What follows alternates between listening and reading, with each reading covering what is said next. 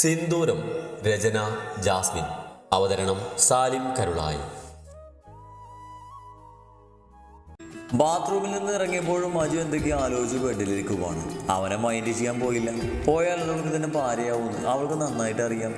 അവൻ്റെ മനസ്സിലൂടെ കടന്നു പോകുന്ന ചിന്തകൾ എന്തൊക്കെയാണെന്ന് അവൾക്ക് ഏകദേശ ധാരണയുണ്ടായിരുന്നു.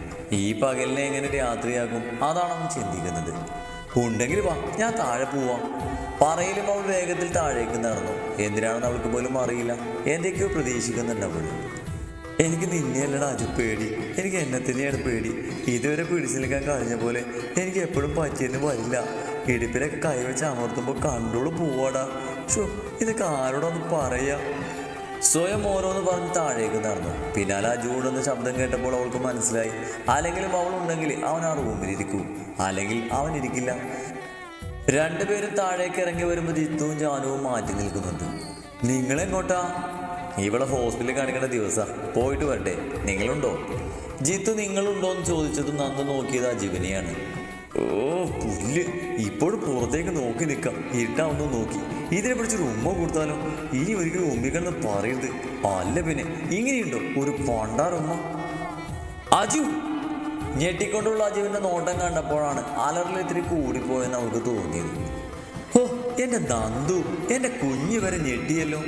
വയറിൽ കൈവച്ച് ജാനു പറയുമ്പോൾ നന്ദു ഒന്ന് വിളിച്ചു. പിന്നെ അജുവിനെ നോക്കി. എന്ത് നോക്കി നിൽക്കുക? എന്നെ വെറുതെ ദേഷ്യം പിടിപ്പിക്കരുത്. ഏട്ടാ ചോദിച്ചേ കേട്ടോ, അവർ പുറത്തു പോവുകയാണ്, നമ്മൾ പോരുന്നുണ്ടോന്ന്. പോണോ? അജുവിനെ നോക്കി കാര്യമായി കണ്ണുരുട്ടിയാണ് ചോദ്യം. എന്നാൽ അജുവാണെങ്കിൽ ചിരിച്ചുകൊണ്ട് നിൽക്കുന്നു. ജിത്തുവും ജാനുവും പരസ്പരം നോക്കിയൊന്ന് ചിരിച്ചു. പറ, പുറത്ത് പോണോ? ഒന്നുകൂടെ കനത്തിൽ ചോദിച്ചതും അജു താലകുലുക്കി. എങ്കിൽ പോയി ഡ്രസ്സ് മാറ്. അതേ ഗൗരവത്തിൽ കണ്ണുരുട്ടി പറയുമ്പോൾ അജു താലകുലുക്കി. ആ ചിരിയോടുകൂടി തന്നെ അവൻ മുകളിലേക്ക് കയറി. ഞങ്ങളുണ്ട്, ഓടിപ്പോയി ഡ്രസ്സ് മാറ്റി ഓടി വരാം. അവർ പോകുന്നത് ഹോസ്പിറ്റലിലേക്കാണെന്ന് അറിയാഞ്ഞിട്ടല്ല. അങ്ങനെയെങ്കിൽ അജുവിനെയും കൊണ്ട് പുറത്തു പോകാൻ പറ്റുന്നത് പിന്നെ വേറൊരു ഉദ്ദേശമുണ്ട്. ഈ കഴിഞ്ഞ് പോകുന്നൊന്നും അജുവിന് ഓർമ്മയില്ലാതിരുന്നാൽ മതിയായിരുന്നു. മുകളിലേക്ക് ഓടിക്കയറുന്ന നന്ദുവിനെ നോക്കി ജിത്തു കാര്യമായി പറഞ്ഞു. ജാനൊന്നും മനസ്സിലാവാതെ ജിത്തുവിനെ നോക്കി. അവനെങ്ങനെ പേടിപ്പിച്ച് നിർത്തുന്നതിനൊക്കെ കൂടി അവൻ തിരിച്ചു കൊടുത്താ അവിടെ താങ്ങില്ല. ജിത്തു കളിയായി പറയുമ്പോൾ ജാനൊന്ന് ചിരിച്ചു. ശരിയാണ്, പക്ഷേ മറ്റുള്ളവരെ പോലെ കടുത്ത ഭാഷയിലൊന്നും അവൾ ചീത്ത പറയില്ല, ദേഷ്യപ്പെടില്ല. ആ കണ്ണുരുട്ടലും മുഖത്ത് വരുത്തി തീർത്ത ഗൗരവം മാത്രമേ ഉള്ളൂ. ഉള്ളു നിറയെ അവനുള്ള സ്നേഹമാണ്. നന്ദ റൂമിൽ കയറുമ്പോൾ അജു ഷെൽഫ് തുറന്ന് അതിലേക്ക് നോക്കി നിൽക്കുവാണ്. അത് ശരി, ഇവിടെ ഇങ്ങനെ തൂണുപോലെ നിൽക്കുവാണോ? ദാ ഇതിട്ടോ. പറയുന്നതിനോടൊപ്പം അവൻ്റെ അടുത്തേക്ക് വന്നൊരു റെഡ് കളർ ഷർട്ടും ബ്ലാക്ക് പാൻറ്റും എടുത്ത് അവൻ്റെ കയ്യിൽ കൊടുത്തു. നീ ഇട്ടതടിച്ച് ഇതിട്, ഞാൻ ബാത്റൂമിൽ കയറി മാറ്റാം. അവൾ അതും പറഞ്ഞുകൊണ്ട് ഷെൽഫ് തുറന്നൊരു നീല നിറത്തിലുള്ള ചുരിദാർ എടുത്ത് കയ്യിൽ പിടിച്ചു. പിന്നെ എന്തോ ഓർത്ത പോലെ ആ ചുരിദാർ അതിൽ തന്നെ വെച്ച ശേഷം ഒരു ചുവന്ന ചുരിദാർ എടുത്ത് കയ്യിൽ പിടിച്ചു. അതെന്താ, നന്ദയ്ക്ക് ഇവിടുന്ന് മാറ്റിക്കൂടെ? ആഹാ, ബാത്റൂമിലേക്ക് പോകുമ്പോഴാണ് പിന്നീന്ന് രാശിരീതി. ഭാവം, ഇപ്പോഴാണത് ആലോചിച്ചെന്ന് തോന്നുന്നു. നന്ദൊന്ന് തിരിഞ്ഞ് അവനെ നോക്കി. ടീഷർട്ട് അയച്ചിട്ടുണ്ട്. പുറത്ത് കാണുന്നതിന് എങ്ങനെ കെട്ടിപ്പോണെന്ന് അറിയാതെ നിൽക്കുവാണ്. അപ്പോഴാണ് അകത്തുള്ളത് കൂടെ കാണിക്കേണ്ടത്. പറഞ്ഞില്ല, ഒരു തുറിച്ചു നോട്ടം കൊടുത്ത് ബാത്റൂമിൽ കയറി. അവൾ പോകുന്നത് നോക്കി അജ് ഡ്രസ്സ് മാറ്റി. അവൻ ഡ്രസ്സ് മാറ്റി കഴിഞ്ഞതും നന്ദു ബാത്റൂമിൽ നിന്ന് ഇറങ്ങി. ബാത്റൂം തുറക്കുന്ന ശബ്ദം കേട്ടതും അജ് തിരിഞ്ഞു നോക്കി. നന്ദുവിനെ കണ്ട് അവൻ്റെ ചുണ്ടുകൾ വിടുന്നു, കണ്ണുകൾ തിളങ്ങി. നന്ദ സുന്ദരിയായിട്ടുണ്ട്. ആദ്യം അവളുടെ മുഖത്ത് നിന്ന് കണ്ണ് മാറ്റാതെ പറഞ്ഞു. നന്ദൊന്ന് ചിരിച്ച ശേഷം കണ്ണാടിക്ക് മുന്നിൽ നിന്ന് മുടി കെട്ടി ഒരു ചെറിയ പൊട്ടിട്ട് ചെറുതായി പൗഡർ ഇട്ട് ഷാളൊരു തോളിൽ പിടുത്തിയിട്ട് അജുവിന് നേരെ തിരിഞ്ഞു. ആ ചുവന്ന ഷർട്ടിൽ അവനും കൊള്ളാം. കയ്യിൽ ഹെയർ സ്പ്രേ ചെയ്ത് അവൻ്റെ മുടിയിലൂടെ തഴുകി വിട്ടു. ഒതുക്കമില്ലാത്ത ആ മുടിക്ക് ഒരു ഒതുക്കം വന്ന പോലെ തോന്നിച്ചു. ഒപ്പം അവൻ്റെ മീശയും താടിയും ഒക്കെ ശരിയാക്കി കൊടുത്ത ശേഷം അവൻ്റെ കയ്യിലൂടെ കൈയിടി ചുറ്റിപ്പിടിച്ച് കണ്ണാടിക്ക് മുന്നിൽ നിന്നു. ആയ് അടിപൊളി, നമ്മൾ സൂപ്പറാണ് അജുട്ടാ. അവൻ്റെ മുഖത്തേക്ക് നോക്കി സന്തോഷത്തോടെ പറയുമ്പോൾ അജു ആ ചിരിയിലേക്ക് തന്നെ നോക്കി നിന്നു. ആ ഇനി നടക്ക്, അവർ കാത്തു നിന്ന് മടുത്താവോ? പറഞ്ഞുകൊണ്ട് ഷെൽഫ് തുറന്ന് അജുവിൻ്റെ മെഡിക്കൽ റിപ്പോർട്ടും മരുന്നൊക്കെ അവളുടെ ബാഗിലാക്കി അജുവിൻ്റെ കൈയും പിടിച്ച് താഴേക്ക് നടന്നു. അജു എന്നത്തെയും പോലെ അവളുടെ തോളിലൂടെ കൈയിട്ട് അവനോട് ചേർത്ത് നിർത്തി. താഴേക്ക് ഇറങ്ങി വരുന്നവരെ കണ്ട് സേതുമ്മയുടെയും ജിത്തുവിൻ്റെയും ജാനുവിൻ്റെയും എല്ലാവരുടെയും കണ്ണുകൾ പിടന്നു. അത്രമേൽ മനോഹരമായ ജോഡി. അവൻ്റെ ഷർട്ടിൻ്റെ അതേ നിറത്തിലുള്ള ചുവന്ന ചുരിദാറിട്ട് അവനോട് ചേർന്ന് നിൽക്കുകയാണ് അവൻ. മുഖത്ത് നിറഞ്ഞ ചിരിയാണ്. നെതിയിൽ നല്ല കട്ടിയുള്ള സിന്ദൂരിട്ടിട്ടുണ്ട്. ചുരിദാറിൻ്റെ പുറത്ത് അർജുൻ എഴുതിയ താലിമാലയും അവളിൽ എടുത്ത് കാണിച്ചു. പോയാലോ? നന്ദ് ചോദിക്കുമ്പോൾ ജിത്ത് ഒരു ചിരിയോടെ തലയാട്ടി ജാനുവിനെ പിടിച്ച് മുന്നോട്ട് നടന്നു. അവൻ്റെ അടുത്ത് എന്തൊക്കെയോ പിറുപിറുത്ത് രാവണിയും പത്മയും നിൽക്കുന്നുണ്ട്. എന്താണ് പറയുന്നതെന്ന് ശ്രദ്ധിക്കാൻ നന്ദു പോയില്ല. പോയാൽ എന്തെങ്കിലും ഒന്ന് തിരിച്ചു പറയാതെ ഇറങ്ങാൻ തോന്നില്ല. അത് നല്ലതിനല്ല. അതുകൊണ്ട് ഒന്നും മിണ്ടാതെ സേതുമ്മയോട് പോയിട്ട് വരാമെന്ന് പറഞ്ഞ് ആജിമിനോട് ചേർന്ന് നിന്ന് നടന്നു. ജിത്തുവും ജാനുവും മുന്നിൽ കയറി, നന്ദുവും മജുവും പിന്നിലും. അതെ, ഈ കൈയൊന്ന് മാറ്റാവോ? തോളിൽ പിടിച്ച് അവൻ്റെ കൈ ചൂണ്ടി കാറിലേക്ക് കയറുമ്പോൾ അവളൊന്ന് ചോദിച്ചു. അതെടുക്കാതെ കയറാൻ പറ്റില്ലെന്ന് തോന്നിയത് കൊണ്ടാകും അവൻ കൈ മാറ്റിയത്. നന്ദു അവൻ്റെ അടുത്തിരുന്ന് ഡോർ അടച്ചതും ആ കൈ അതുപോലെ തോളിൽ മുറുകി. നന്ദു തലചരിച്ച് അജുവിനെ ഒന്ന് നോക്കി. അവൻ കണ്ണിമ വെട്ടാതെ അവളെ തന്നെ നോക്കിയിരിക്കുവാണ്. നന്ദ എന്ത് സുന്ദരിയാ! ഓ, ഇതിനെ കൊണ്ട് അവൾ വെറുതെ ഒന്ന് ചിരിച്ചു. ഈ കാറിൽ വെച്ച് നോമ്പിക്കാതിരുന്നാൽ മതിയായിരുന്നു. നമ്മൾ രാത്രിക്ക് മുന്നേ വരില്ലേ? അത് കേട്ടത് നന്ദു അവനെ കൂർപ്പിച്ച് നോക്കി. അയ്യടാ, എന്താ ഒരു ശുഷ്കാന്തി! അവളൊന്ന് തലകുലുക്കി. മുഖം 1000 വാട്ടിൽ കാത്തു നിൽക്കുന്നു. അവളൊന്ന് ചിരിച്ച് അവനോട് ചേർന്നിരുന്നു. അവരെ തന്നെ നോക്കിക്കൊണ്ട് ജിത്ത് കാറ് മുന്നോട്ടെടുത്തു. മുന്നിലുള്ള റിപ്പോർട്ടിലേക്ക് മജുവിനെയും മാറി മാറി നോക്കിക്കൊണ്ടിരിക്കുന്ന ആ മധ്യവയസ്കനായ ഡോക്ടറെ നന്ദു ഉയർന്ന ഹൃദയമിടിപ്പോടെ നോക്കിയിരുന്നു. നിന്റെ പേരെന്താ? ഒരു തരത്തിൽ ഭയപ്പെടുന്ന ശബ്ദം. ആജു പേടി കൊണ്ടാവും നന്ദുവിനെ നോക്കി. അവൾ അവൻ്റെ പേടി മനസ്സിലാക്കിക്കൊണ്ട് പതിയെ അവൻ്റെ വലത്തേ കൈ അവളുടെ 2 കൈക്കുള്ളിൽ പൊതിഞ്ഞ് പിടിച്ചുകൊണ്ട് അവനക്ക് നേരെ കണ്ണു ചിമ്മി. പറയൂ, പേരെന്താ? ഈ പ്രാവശ്യം ആദ്യത്തെ അത്ര കനമുണ്ടായിരുന്നില്ല. അർജുൻ. പതിഞ്ഞു പോയിരുന്നു അവൻ്റെ ശബ്ദം. അദ്ദേഹത്തിൻ്റെ ചുണ്ടിൽ ഒരു ചിരി വിടുന്നു. ഇതാരാ അർജുൻ്റെ? നന്ദുവിനെ നോക്കിയാണ് അദ്ദേഹം അത് ചോദിച്ചത്. എൻ്റെ ഭാര്യ. ആഹാ, ഭാര്യയാണോ? എന്താ ഭാര്യയുടെ പേര്? നന്ദ. ആഹാ, നല്ല പേരാണല്ലോ. ആണോ നന്ദേ? നന്ദയാണോ പേര്? ആ ചോദ്യം നന്ദുവിനോടായിരുന്നു. അവൾ തലകുലുക്കി. നന്ദിത എന്ന പേര്. ആജിയോട്ടം വിളിക്കുന്ന പേരാ നന്ദ എന്നത്. അവളൊരു ചിരിയോടെ പറയുമ്പോൾ ആ ചിരി ഡോക്ടറിലേക്കും പടർന്നു. അർജുൻ അങ്ങനെ കാര്യമായ ഒരു പ്രശ്നമൊന്നും ഞാൻ നോക്കിയിട്ട് കാണുന്നില്ല. കുട്ടി പറഞ്ഞത് വെച്ച് നോക്കുമ്പോൾ അധികവും അവൻ്റെ കാര്യങ്ങൾ അവൻ സ്വയം ചെയ്യുന്നുണ്ട്. എല്ലാവരെയും തിരിച്ചറിയാനും കഴിയുന്നുണ്ട്. ആരെയും കാര്യമായി ഉപദ്രവിക്കൊന്നുമില്ല. പക്ഷേ ചെറിയൊരു പ്രശ്നം എന്താണെന്ന് വെച്ചാൽ നമ്മൾ ചിന്തിക്കുന്നത് പോലെ ചിന്തിക്കാനും പ്രവർത്തിക്കാനുള്ള ബുദ്ധിയില്ല. അതായത് 2 വർഷം മുമ്പ് വരെ അവൻ എങ്ങനെയായിരുന്നോ അങ്ങനെയല്ലേ ഇപ്പോൾ. അദ്ദേഹം പറഞ്ഞു തുടങ്ങി. നന്ദു ഓരോ വാക്കും മാത്രമേ ശ്രദ്ധിച്ചിരുന്നു. കാര്യങ്ങളൊക്കെ വെച്ച് നോക്കുമ്പോൾ ഈ 2 വർഷത്തിനിടയ്ക്ക് പലപ്പോഴും അർജുന ഓർമ്മകൾ വന്നു പോയിട്ടുണ്ട്. അദ്ദേഹത്തിൻ്റെ ആ വാക്കിൽ അവൾ അധികമൊന്നും ഞെട്ടിയില്ല. കാരണം അവൾക്ക് തോന്നിയിരുന്ന ഒരു കാരണമാണത്. ഇടയ്ക്ക് അവൾ ആ കണ്ണുകളിൽ തന്നെ കണ്ടിട്ടുണ്ട് അർജുൻ പ്രതാപ് വർമ്മയെ. അതുകൊണ്ട് ജീവിതകാലം മുഴുവൻ അർജുൻ ഈ അവസ്ഥയിലായിരിക്കില്ല. ഒരുപക്ഷെ ഇന്ന്, അല്ലെങ്കിൽ നാളെ, അല്ലെങ്കിൽ മാസങ്ങൾക്കൊടുവിൽ ഏത് നിമിഷം വേണമെങ്കിലും സാധാരണ രീതിയിലേക്ക് വരാൻ കഴിയുന്ന ഒരാളാണ് അർജുൻ. ഇടയ്ക്കിടയ്ക്ക് ഓർമ്മകൾ വന്ന് അതങ്ങനെ സ്ഥിരമാകാം, അല്ലെങ്കിൽ പെട്ടെന്ന് പഴയതുപോലെ ആവാം. എങ്ങനെ വേണമെങ്കിലും അത് സംഭവിക്കാം. ആ വാക്കുകളിൽ അവൾക്ക് നല്ല പ്രതീക്ഷ തോന്നി. ആ പ്രതീക്ഷയുടെ അടുത്തേക്ക് നോക്കിയപ്പോൾ ആ റൂം മൊത്തം കണ്ണോടിച്ചിരിക്കുവാണ് അവൻ. പക്ഷേ എനിക്ക് മനസ്സിലാവാത്ത കാര്യം എന്താണെന്ന് വെച്ചാൽ ഈ മരുന്നുകളൊന്നും അർജുന് കൊടുക്കേണ്ട ആവശ്യമില്ല. ഇതൊക്കെ അത്രത്തോളം വയലിലുള്ള ആളുകൾക്ക് നൽകുന്ന മരുന്നുകളാണ്. ഇതൊക്കെ നോർമലായി നമ്മൾ കഴിച്ചാൽ നമ്മുടെ സെല്ലുകൾ, നമ്മുടെ ഞരമ്പുകൾക്ക് വരെ കുഴപ്പങ്ങൾ സംഭവിക്കാം. അതുപോലെയൊക്കെ തന്നെയാണ് അർജുൻ്റെ കാര്യവും. കാരണം അവൻക്ക് അത്ര വലിയ പ്രശ്നങ്ങളില്ല. ഒരുപാട് സ്ട്രെസ് അനുഭവിക്കുന്ന ആളല്ലേ. അതുകൊണ്ട് ഈ മരുന്നുകളൊന്നും ഇനി കൊടുക്കേണ്ട. അദ്ദേഹം അത് പറയുമ്പോൾ നന്ദു ഗൗരവത്തിലൊന്ന് തലകുലുക്കി. പിന്നെ ഇതിൽ കൊടുത്തിരിക്കുന്ന ഇഞ്ചക്ട് ചെയ്യുന്ന മരുന്ന് അത് കൂടുതലധികം ഡോസ് ഉള്ളതാണ്. അർജുൻ ഇടയ്ക്ക് ഓർമ്മ വരികയും ഇടയ്ക്ക് പോവുകയും ചെയ്യുന്നതുകൊണ്ട് ഇത് വളരെ നെഗറ്റീവായി തന്നെ ബാധിക്കും. അതുകൊണ്ട് ആ മരുന്നിനെ അർജുൻ എത്ര വയലൻ്റ് ആയാലും അവൻ്റെ ശരീരത്തിലേക്ക് അത് കുത്തി വെക്കരുത്. വേറെ വല്ല വിധേനയും അവനെ കൺട്രോൾ ചെയ്യാൻ നോക്കണം. അദ്ദേഹം പറഞ്ഞു നിർത്തുമ്പോൾ നന്ദു തലയാട്ടി.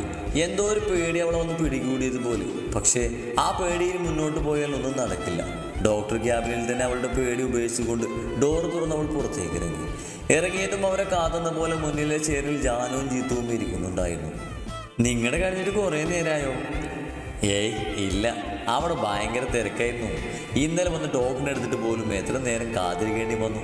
ഈ ഹോസ്പിറ്റലിൽ തന്നെ എത്ര ഗൈനക്കോളജിസ്റ്റ് ഉണ്ടെന്ന് അറിയൂ. അവിടെയൊക്കെ ഈ തിരക്കുണ്ട്. ഈ ജനസംഖ്യയൊക്കെ എങ്ങനെ നിയന്ത്രിക്കുന്നോ എനിക്ക് മനസ്സിലാവാത്തത്. ജിത്തുവിൻ്റെ ആ മറുപടിയിൽ ജാനുവും നന്ദുവും ചിരിച്ചു. ജനസംഖ്യയുടെ കാര്യത്തിൽ അത്രയ്ക്ക് പേടി ഉണ്ടായിരുന്നെങ്കിൽ എന്തിനാ ഇതിനൊക്കെ നിന്നത്? അജുവിൻ്റെ കയ്യിൽ പിടിച്ച് ജിത്തുവിനും ജാനുവിനൊപ്പം മുന്നോട്ട് നടക്കുമ്പോൾ അവൾ കളിയോടെ പറഞ്ഞു. അജുവിൻ്റെ കൈകൾ അപ്പോഴേക്കും അവളുടെ തോളിൽ അമർന്നിരുന്നു.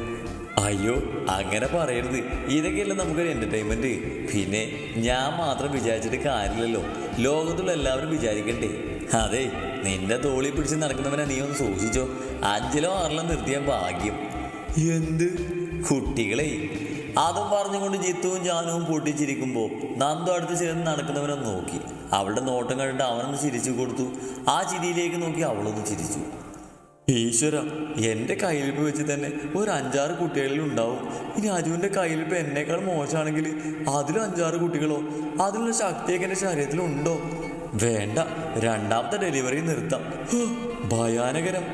അവൾ തലയൊന്ന് കുറിഞ്ഞ് മുന്നിലേക്ക് നടന്നു. കൂടുതലൊന്നും ചിന്തിക്കാൻ പോയില്ല. ചിന്തിച്ചാൽ അതൊന്നും അവൾക്ക് തന്നെ നല്ലതിനല്ലെന്ന് അവൾക്ക് അറിയാം. നന്ദു, ഇനി നമുക്ക് നേരെ ജാനുവിൻ്റെ വീട്ടിൽ പോകാം. അവിടെ കുറച്ചു നേരം നിന്നിട്ട് വീട്ടിലേക്ക് പോകാം. ഇങ്ങനെ ഹോസ്പിറ്റലിലേക്ക് വരുന്ന ദിവസം ഞങ്ങൾ അവിടേക്കും പോയിരിക്കും. ജിത്തു കാറിലേക്ക് കയറുമ്പോൾ ചോദിച്ചതിന് അവൾ ചിരിയോടെ തലകുലുക്കി. ഉച്ച കഴിഞ്ഞിട്ടുണ്ട്, എന്നാലും ഭക്ഷണം ജാനുവിൻ്റെ അമ്മ ഉണ്ടാക്കിയിട്ടുണ്ടാകുമെന്നുള്ളത് കൊണ്ടും പുറത്തുനിന്ന് കഴിക്കുന്നത് ജാനുവിന് പറ്റില്ലെന്നുള്ളത് കൊണ്ടും അവർ നേരെ ജാനുവിൻ്റെ വീട്ടിലേക്ക് വിട്ടു. ഒരു ചെറിയ ഒരു നില വാർപ്പിൻ്റെ വീടിന് മുന്നിൽ വണ്ടി നിന്നതും 4 പേരും അതിൽ നിന്നിറങ്ങി. ആ സമയം തന്നെ ഒരു സാരിയുടെ സാധാരണ സ്ത്രീ മുന്നത്തേക്ക് ഇറങ്ങി വന്നു.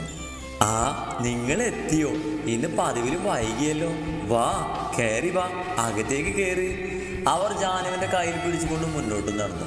എന്നാൽ ജാനു അനങ്ങാതെ അങ്ങനെ തന്നെ നിന്നു. അവർ തിരിഞ്ഞു നോക്കി. അമ്മ ഞങ്ങളെ മാത്രമേ കണ്ടുള്ളൂ, ഇവരെ കണ്ടില്ലേ? ഒരു ചിരിയോടെ ജാനു നന്ദുവിനെയും അജീവിനെയും ചൂണ്ടിക്കാണിച്ചുകൊണ്ട് പറയുമ്പോൾ അവരുടെ കണ്ണുകൾ അവരിലേക്ക് പോയി. അവർ മറുവശത്തെ ഡോറിലൂടെ ഇറങ്ങിയത് കൊണ്ട് അവർ കണ്ടില്ലായിരുന്നു. ജാനുവിൻ്റെ കയ്യിൽ നിന്ന് വിട്ട് അവർ അജുവിൻ്റെ കയ്യിൽ പിടിച്ചു. മോനെ അജു, അമ്മ കണ്ടില്ലടാ അജു. അജുവിൻ്റെ ഭാര്യയാണോ? കണ്ണിൽ വെള്ളം നിറച്ച് ശബ്ദം വിടറിക്കൊണ്ട് അവർ നന്ദുവിനെ നോക്കി. അവൾ ചിരിയോടെ തലകുലുക്കി. അജു അപ്പോഴും അവളെ ചേർത്ത് പിടിച്ച് നിൽക്കുവാണ്. വാ, അകത്തേക്ക് കയറി വാ. ജിത്തു, കയറടാ. അത് പറഞ്ഞുകൊണ്ട് അവർ വേഗം അകത്തേക്ക് പാഞ്ഞു. അവർക്ക് പിന്നാലെ 4 പേരും കയറി. ആളിലേക്ക് കയറിയ പാട് തന്നെ മിക്സി അടിക്കുന്ന ശബ്ദം കേട്ടു. ജാനൊരു ചിരിയോടെ അടുക്കളയിലേക്ക് നടന്നു. അജു, ഇവിടെ ഇരിക്ക്, ഞാനിപ്പോൾ വരാം. അവൾ അജുവിൽ നിന്നും അകലാൻ നോക്കി. എവിടെ? അവൻ ഒന്നുകൂടെ അവൻ്റെ ശരീരത്തിലേക്ക് അമർത്തി പിടിച്ചു. വീട്ടിലൊന്നും പറയാതെ പറയും പോലെ. അജു, നല്ല കുട്ടിയല്ലേ, ഇവിടെ ഇരിക്ക്, ഞാനിപ്പോൾ വരാം. ദേ, ഏട്ടത്തിയുടെ കൂടെ അങ്ങോട്ടേക്ക് പോകാനാണ്. നീ ഏട്ടൻ്റെ കൂടെ അവിടെ ഇരിക്ക്. നന്ദു കെഞ്ചിയതും അജു അവളുടെ തോളിൽ നിന്നും കൈയെടുത്ത് ജിത്തുവിൻ്റെ അടുത്തിരുന്നു. നന്ദുവിൻ്റെ തലമുടിയിലൊന്ന് തഴുകിക്കൊണ്ട് അവൾ അടുക്കളയിലേക്ക് നടന്നു. ഞാൻ നിങ്ങൾക്ക് 2 ആൾക്കുള്ള ജ്യൂസ് മാത്രമേ ഉണ്ടാക്കിയുള്ളൂ. അതാ വേഗം അടിക്കുന്നത്. ആ കുട്ടി ആദ്യമായിട്ട് വരുമല്ലേ, നിനക്കൊന്ന് നേരത്തെ പറയായിരുന്നില്ലേ? ഇതിപ്പോൾ ഞാനൊരു സാധാ സദ്യ ഉണ്ടാക്കിയുള്ളൂ. ആ കുട്ടികളുള്ള സ്ഥിതിക്ക് ചിക്കനൊക്കെ വാങ്ങായിരുന്നു. അതിൻ്റെ ഒന്നും ആവശ്യമില്ലമ്മേ, ഞങ്ങൾ എന്ത് തന്നാലും കഴിക്കും. പെട്ടെന്ന് പിന്നിൽ നിന്ന് നന്ദുവിൻ്റെ ശബ്ദം കേട്ടതും അവർ തിരിഞ്ഞു നോക്കി. ജാനൊരു ചിരിയോടെ ഷെൽഫിലൊക്കെ എന്തൊക്കെയോ തിരിഞ്ഞ് കൈയിട്ട് വാരി തിന്നുന്നുണ്ട്. ഇടയ്ക്ക് ഫ്രിഡ്ജ് തുറന്ന് നോക്കുന്നുണ്ട്.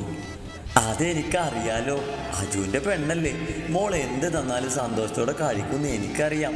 എന്നാലും നിങ്ങൾ 2 ആൾ ആദ്യമായിട്ട് വരുമല്ലേ, എൻ്റെ ഒരു സന്തോഷത്തിന് അങ്ങനെ ഞാൻ കരുതിയുള്ളൂ. അവരൊരു ചിരിയോടെ പറഞ്ഞു. അജുവിന് വലിയ കാര്യമാണെന്ന് അവരുടെ വാർത്താളത്തിൽ നിന്ന് തന്നെ മനസ്സിലായി. മോളിത് കുടിക്ക്. ജാനു, ആ ഫ്രിഡ്ജ് അടക്ക്. അതിലൊന്നും ഇല്ലെങ്കിലും വന്നു പോകുന്നതിനുള്ളിൽ ഒരു 100 തവണ അത് തുറന്നു നോക്കണം. നന്ദുവിൻ്റെ കയ്യിൽ ജ്യൂസ് ഗ്ലാസ് കൊടുത്ത ശേഷം ജാനുവിനോട് അത്രയും പറഞ്ഞ് അവൾക്കും കൊടുത്തു. ബാക്കിയുള്ള 2 ഗ്ലാസും കൊണ്ട് അവർ ഹാളിലേക്ക് പോയി.